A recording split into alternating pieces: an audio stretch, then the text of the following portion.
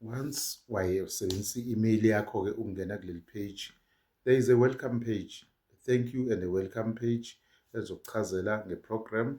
And kwi-process uzothola i-video where umnikazi weprogram uMichelle ekuchazela naye ngeprogram and then ekunika ama-direction ukuthi usuyaphi.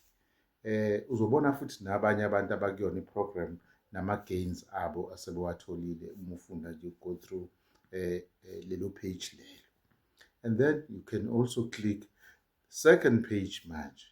The second page selikhombisa-ke wonke ama-product ongawakhetha and kune-information eningi khona lapho. Ihamba kanjalo-ke ilokhuzana i-info mayelana ne-link le.